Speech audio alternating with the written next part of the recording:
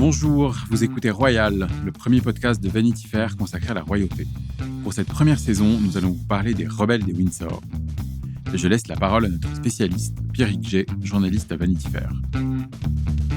Bonjour, je suis Pierrick Jay et dans cet épisode des Rebelles des Windsor, je vais vous raconter l'histoire d'amour qui a bouleversé la famille royale, celle d'Édouard VIII et de Wallis Simpson. Nous sommes le 11 décembre 1936. Il est 21h et dans quelques minutes, Édouard VIII va s'adresser à la nation. Pour l'occasion, le château de Windsor a été transformé en studio de radio. La BBC y a installé câbles et micros. Une ampoule rouge s'allume et la voix du présentateur annonce ce qui va suivre. « Ici, le château de Windsor, vous allez entendre son Altesse royale le prince Édouard, dit-il. » Le prince Édouard ? Seulement le prince Édouard ? Quelques heures plus tôt, il était pourtant encore roi, le roi Édouard VIII. Oui, mais voilà, le nouveau monarque, monté sur le trône quelques mois plus tôt, en janvier 1936, à la mort de George V, mais pas encore officiellement couronné, a décidé d'abdiquer. Dans la nuit du 10 au 11 décembre 1936, son frère, le prince Albert, nullement préparé à la fonction, est subitement devenu George VI. Un changement de roi aussi inattendu que soudain, qui a considérablement bouleversé l'histoire du Royaume-Uni. Rappelons que sans cet événement, Élisabeth II n'aurait certainement jamais été reine. C'est justement le nouveau roi, George VI, qui a insisté pour que son frère, l'ex-monarque, soit simplement présenté sous le titre de « Son Altesse royale le prince Édouard » pour cette allocution. Une décision sévère qui en dit long sur la mauvaise ambiance qui règne dans la famille. Le règne d'Édouard VIII aura été le plus court de l'histoire monarchique, après celui de son lointain ancêtre Édouard V, et il doit donc s'en expliquer devant ses sujets réunis devant leur poste de radio. Le prince Édouard prend donc la parole. « Vous connaissez tous les raisons qui m'ont poussé à renoncer au trône, dit-il. Oui, à l'époque, toute la presse a suivi l'incroyable feuilleton qui a mené à cette tragique conclusion. Si Édouard renonce à son trône, c'est pour une histoire d'amour, pour une femme. Et cette femme, c'est Wallis Simpson. Ce soir-là, elle écoute elle aussi cette allocution. Elle n'est pas à Londres, mais en France, sur la Côte d'Azur, où elle est allée se réfugier chez des amis, le temps que passe la tempête médiatique. Quelques jours plus tôt, Wallis a tenté par tous les moyens de convaincre Édouard de rester roi. Aujourd'hui encore, on ne sait pas vraiment quels étaient ses arguments. A-t-elle vraiment pensé à rompre pour sauver la couronne d'Angleterre, comme elle l'a souvent prétendu ? Mais enfin, le résultat est là. Et le 11 décembre, Édouard abdique. Wallis est dépitée.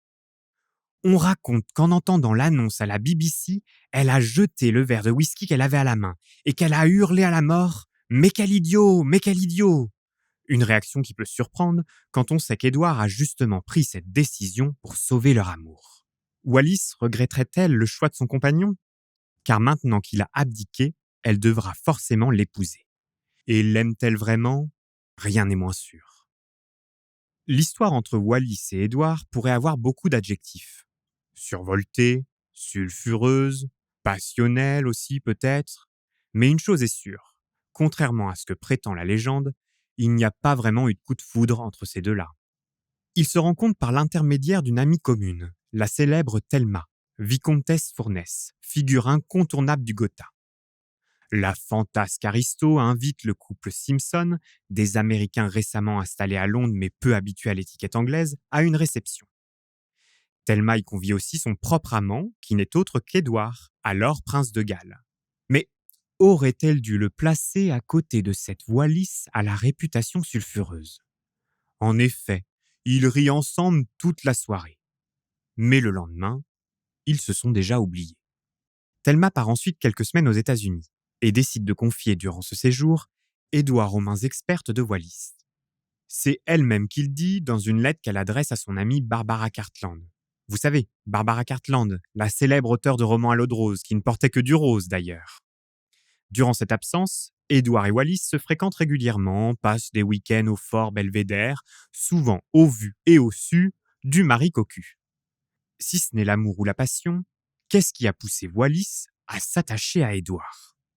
Cette américaine arriviste n'était pas stratège, mais plutôt opportuniste. Elle avait beaucoup souffert de son enfance désargentée et se jetait facilement dans les bras d'hommes qui pouvaient lui garantir la sécurité. Elle avait déjà quitté son premier mari, le comte Winfield Spencer Jr., officier de marine alcoolique, pour Ernest Simpson, dirigeant d'une grande entreprise maritime. Et cette fois, Édouard lui promettait encore plus. Des bijoux, des fourrures et des robes.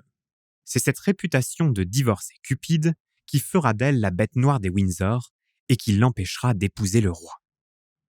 Wallis ne voulait d'ailleurs pas se faire passer la bague au doigt. Elle s'était simplement fantasmée en maîtresse royale, en femme murmurant à l'oreille d'un puissant et profitant de ses privilèges.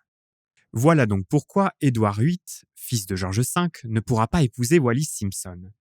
Elle est une Américaine, premier mauvais point, mariée 2 fois, encore un mauvais point, a la réputation douteuse, ultime mauvais point. Il ne faut pas oublier que le roi d'Angleterre est aussi le chef de l'église anglicane, et donc, à ce titre, il ne peut pas épouser une femme divorcée. Bref, cette abdication prouve une nouvelle fois la toute-puissance de l'appareil monarchique sur les destins humains, les amours, les romances. Le jour du mariage de Wallis et Édouard, devenus duc et duchesse de Windsor, n'était, paraît-il, pas très gai. C'était le 3 juin 1937, en Indre-et-Loire, dans le château de Candé, propriété d'un riche industriel, Charles Bedeau. Et ce jour-là, Wallis n'avait pas vraiment le cœur à la fête.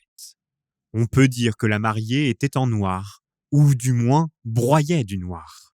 On peut regarder les photos de ce mariage, sur aucune d'entre elles, elle ne sourit. Contraints à l'exil, le duc et la duchesse de Windsor finiront par s'établir dans un manoir parisien, à côté du bois de Boulogne, qui est d'ailleurs renommé aujourd'hui la Villa Windsor. Malgré ses nombreux regrets, Wallis Simpson ne détestera pas son existence avec Édouard. Il est son complice, celui avec qui elle passe ses journées, ses lectures, ses loisirs, mais aussi ses soirées et autres mondanités. Les Windsor étaient de tous les événements et galas à Paris, et tout le monde se pressait chez eux. Certains diront que Wallis n'a jamais cessé d'aimer son second époux, Ernest, avec qui elle gardait une intense et intime correspondance. D'autres lui prêteront un nouvel amant, un certain Guy Marcus Trundle, vendeur d'automobiles, Casanova invétéré. Mais l'adultère ne sera jamais confirmé. Une chose est sûre, elle sera affectée par la mort d'Édouard, le 28 mai 1972. Elle se sent d'ailleurs une nouvelle fois trahie car elle voulait absolument partir avant lui. Elle a peur que sans lui, elle finisse sans le sou, car elle est habituée à un train de vie très luxueux. Après les obsèques de son époux, inhumé à Windsor comme Élisabeth II le lui avait promis, Wallis décline, devient l'ombre d'elle-même, rongée par ses ulcères et ses regrets. Elle n'est alors obsédée que par une chose, la taille de sa tombe. Celle-ci, réservée à côté de celle de son époux, lui semble bien trop petite. « Je sais bien que je suis très menue, mais je ne pense pas pouvoir tenir dans un espace aussi étroit », aurait-elle dit à l'un de ses avocats. Enfin, quand elle s'éteindra le 24 avril 1986, à l'âge de 90 ans, sa tombe ne sera pas agrandie. Mais Wallis pourrait se féliciter d'avoir gagné plus qu'une couronne. Elle a marqué à jamais l'histoire du Royaume-Uni, elle reste dans tous les esprits comme un personnage ultra libre, ultra romanesque. Elle sera aussi un véritable fantôme pour le reste de la famille royale.